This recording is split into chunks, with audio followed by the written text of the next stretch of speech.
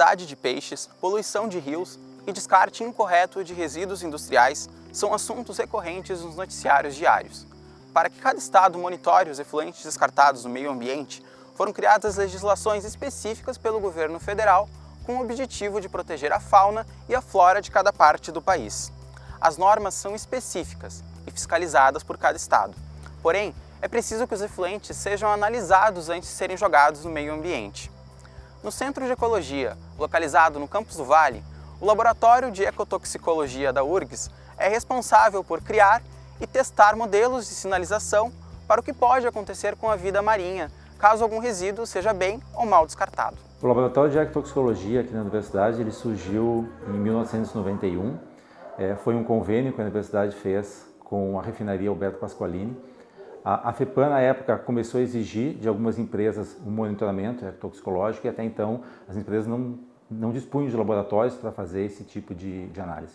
Então, a Refap fez um convênio com a universidade, estruturou um laboratório, montou um laboratório para a universidade em troca dessas análises que seriam feitas para a refinaria. O pagamento dessas análises basicamente eram feitos em bolsas, então isso supria a demanda de bolsistas dentro do laboratório. Na época o laboratório foi criado, ele era ainda no centro, né, no departamento de zoologia, e depois ele acabou migrando para o centro de ecologia. Então nós temos aproximadamente quase 25 anos de laboratório. É quase o tempo da ectoxicologia dentro do Brasil. A URGS teve o privilégio de ter um dos primeiros laboratórios universitários de ectoxicologia. Uma forma que a gente usa para explicar a ectoxicologia é, por exemplo, eu tenho um efluente industrial, onde dentro desse efluente industrial eu tenho centenas de possíveis substâncias. Eu posso analisar algumas dessas substâncias, mas eu não posso analisar todas as substâncias pela quantidade de substâncias ali presente. E eu também não posso saber o efeito de todas essas substâncias somadas. Então, a gente sempre faz uma comparação com um bolo. Eu tenho vários ingredientes, mas eu posso saber quais são os ingredientes, eu posso saber o sabor de cada um dos ingredientes separados, mas eu não sei o efeito disso junto. Qual o sabor que esse bolo vai ter no final. Então, é a mesma comparação. Qual o efeito que todas essas substâncias juntas vão causar no ambiente? É uma ciência bastante aplicada, né? Tu avalia amostras de efluentes ou substâncias químicas, vê como determinado organismo se comporta quando é exposto a essa substância e aí tu acaba vendo se ela é tóxica ou não. A gente tenta, por exemplo, dentro do laboratório, simular o efeito que um efluente industrial, ao ser lançado no corpo receptor, pode causar nos organismos que ali vivem. Se ele vai afetar os peixes, se ele vai afetar outros micro-organismos, como algas e microcrustáceos, por exemplo. Então, são simulações de laboratório que tentam entender o efeito das substâncias no ambiente. Os ecossistemas aquáticos eles são muito mais complexos do que a gente pode prever aqui no laboratório. A gente faz ensaios, a gente acha um valor, a gente fala que um negócio é tóxico ou não, mas quando ele é liberado no ambiente, ele pode ser muito mais tóxico do que ele é aqui. Aqui a gente dá as condições ideais para o organismo. Hoje o laboratório está trabalhando apenas com uma única espécie. Nós trabalhamos com o Daniel Harry. O Daniel Harry é uma espécie utilizada no mundo inteiro para vários tipos de pesquisa. E o que nos levou a trabalhar com essa espécie foi exatamente uma das normas da ABNT, que a norma previa que os ensaios poderiam ser realizados com diferentes espécies, com duas diferentes espécies. E a forma com que o Daniel Harry era utilizada nas pesquisas pela norma da ABNT, a gente levantou várias críticas a essa metodologia. Conforme norma da ABNT, os ensaios toxicológicos realizados com o Daniel Harry, conhecido como peixe-zebra, devem ser analisados apenas levando em conta a sua sobrevivência, não o seu desenvolvimento. O laboratório tenta provar que a norma para esses estudos é inadequada. Então a gente começou a desenvolver esse tipo de pesquisa, né, para esse lado, tentando aprimorar o método que é utilizado. Até que a gente chegou no método atual que a gente está utilizando, que são os ensaios com embriões, que acaba sendo uma tendência mundial. Eu vim trabalhar aqui no laboratório com o método FET, né, que é um método que são poucas universidades que estão desenvolvendo, trabalhando com esse método, né, ele é um método europeu. E aí eu vim desenvolver uma pesquisa na área da ecotoxicologia utilizando o método FET. Então eu vou avaliar o efeito ecotoxicológico do efluente hospitalar, né, na espécie do Dânio rério, e eu vou avaliar outros métodos que já são padronizados aqui no Brasil e também em outros países. A maior parte da nossa linha de pesquisa acaba sendo avaliações de metodologias.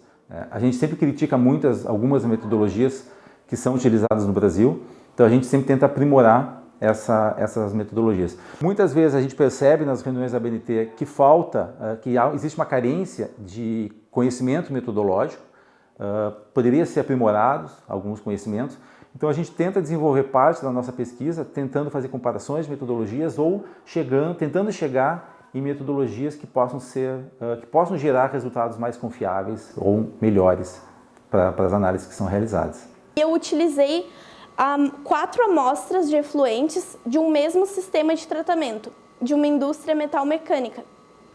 Então, assim, teve 4 etapas que esse efluente passou. Primeiro o efluente bruto, e aí depois ele passou por 2 tratamentos, e depois teve o efluente pronto para ser lançado no ambiente. E eu testei essas 4 amostras e avaliei qual é a toxicidade real dele bruto, recém quando ele sai da empresa, e depois, no final dele, né, no final do tratamento, qual é a toxicidade dele para ele ser lançado para o meio ambiente. Hoje existem várias críticas ao uso de peixes adultos, né, por serem vertebrados, ao uso de vertebrados na pesquisa, pela questão da dor que eles podem sentir durante os ensaios. São experimentos que, queira ou não, os organismos acabam morrendo durante o ensaio. O objetivo é exatamente saber se aquela amostra, se aquele produto vai causar dano nos organismos do ambiente. Eles consideram que o embrião ele não é um vertebrado, digamos assim, né? E essa questão ética é muito debatida hoje em dia, né? De usar ou não animais. As pessoas querem defender o não uso de vertebrados. A gente sabe que essa vai acabar sendo uma tendência no Brasil, como uma questão de tempo para talvez peixes serem proibidos de serem utilizados nesses tipos de experimento. Por outro lado, a gente sabe da grande importância da utilização dos peixes nesses tipos de monitoramento. Se eu não utilizar peixes no monitoramento ecotoxicológico, eu não tenho como saber que efeitos aquelas substâncias vão causar nos peixes do ambiente. E a gente sabe hoje, por pesquisas, que existe um grande percentual de substâncias que vão afetar diretamente aos peixes e podem não afetar outros organismos. Como a gente está trabalhando agora com os ovos, a gente tem que sempre se preparar para colocar eles para reproduzir, e aí no outro dia a gente tem os ovos para fazer o ensaio, né? As reproduções são todas realizadas dentro do laboratório.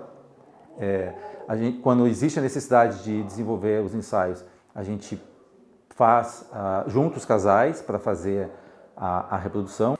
Na sala aqui do cultivo, a gente deixa entre 28 mais ou menos 2 graus.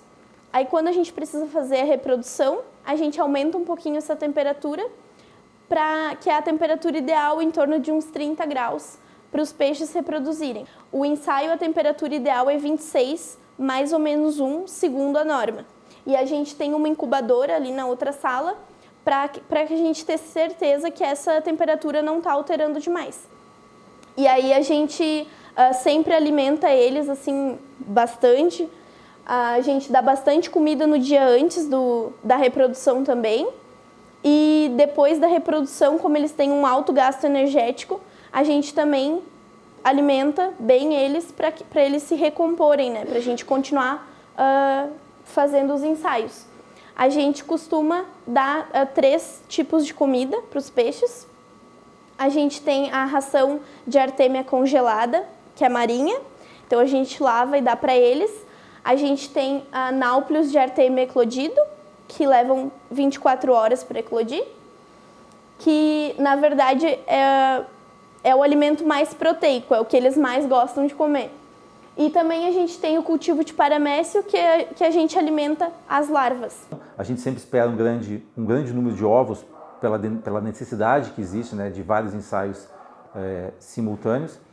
Muitas vezes a gente tem sucesso e consegue um número bom, nem sempre isso acontece. E existe, claro, em algumas situações que sobram, né? Existe um excedente de ovos produzidos.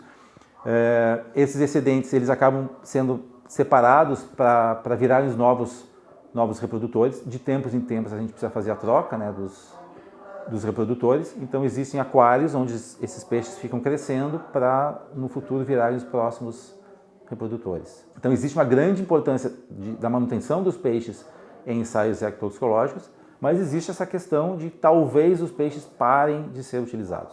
Então o que a gente faz hoje no laboratório é utilizar essa metodologia com os embriões, comparar os resultados dessa metodologia com os embriões com as metodologias que utilizam larvas e adultos de peixes, para que a gente possa saber, daqui a um tempo, se essa metodologia nova com os embriões ela poderia suprir a necessidade que existe, né, de ensaios com peixes. Posso trabalhar com embriões, ao invés de trabalhar com larvas? Os resultados são similares? Os resultados são melhores ou são piores? Então, são essas informações que a gente está tentando buscar agora. Quando os organismos passam da idade reprodutiva, né, e já não conseguem gerar o número de ovos que a gente necessita, a gente separa eles, a gente tira eles dos aquários de reprodução, deixa eles em aquários separados, que seriam os, digamos, nossos asilos, né? E quando existe um excedente muito grande de peixes, a gente acaba doando os peixes para algumas lojas de aquário. A gente acaba só limpando a parte da frente ali do aquário com uma esponja assim, sem perturbar muito os peixes, porque a microbiota que é desenvolvida ali com as algas, ela é importante para o peixe, porque aquilo ali é um estado de equilíbrio que o aquário entra, entende? Se tu vai num lugar e tu vê um aquário totalmente limpo, pode acreditar que aquele ali é um ambiente que não está no seu equilíbrio normal, porque se tu deixar um aquário parado, aquilo ali vai criar alga, elas vão se instalar ali. Elas até auxiliam na decomposição de algumas matérias orgânicas, no caso nas fezes do peixe. Existem algumas parcerias que a gente faz realmente dentro da universidade, não só dentro da universidade, mas a gente já fez com a PUC também. Por exemplo, departamentos de engenharia que desenvolvem métodos de tratamento de efluentes. Esses métodos são em bancada, né, são em laboratórios. Quimicamente, eles podem ter uma grande eficiência, mas hoje, para que o trabalho seja publicado, as revistas exigem que, além da melhora química, eles precisam saber se isso não vai gerar uma piora do ponto de vista de toxicidade. Ou se a melhora observada do ponto de vista químico também acompanha a melhora do ponto de vista de toxicidade. A gente fez algumas parcerias com o Departamento de Engenharia de Materiais, com a PUC, onde eles desenvolvem métodos de tratamento de efluentes e nós aqui no laboratório nós avaliamos se esse método funciona do ponto de vista ectotoxicológico. Então eles geram uma amostra, a gente avalia para avaliar a eficiência, né, do método que eles criaram. Qualquer atividade hoje em dia, tanto da indústria, hospitais, até mesmo a universidade, a gente acaba gerando uma quantidade de resíduos, de efluentes. A gente altera muito o meio ambiente que a gente vive. A gente fazer pesquisa aqui e comprovar que um método é mais sensível, digamos, do que um que está na legislação, ele pode detectar a toxicidade de determinado efluente melhor do que está sendo usado hoje. A ectotoxicologia ela é uma ciência onde a gente tenta entender os efeitos que as substâncias, que os efluentes podem causar no ambiente. A gente tenta, por exemplo, dentro do laboratório, simular o efeito que um efluente industrial, ao ser lançado no corpo receptor, pode causar nos organismos que ali vivem. Então, a partir do momento que a gente realiza ensaios ecotoxicológicos e começa a perceber o que esses efeitos podem causar nesses organismos, no caso os vertebrados, que são os peixes, a gente pode ter uma noção se aquele composto é tóxico ou não.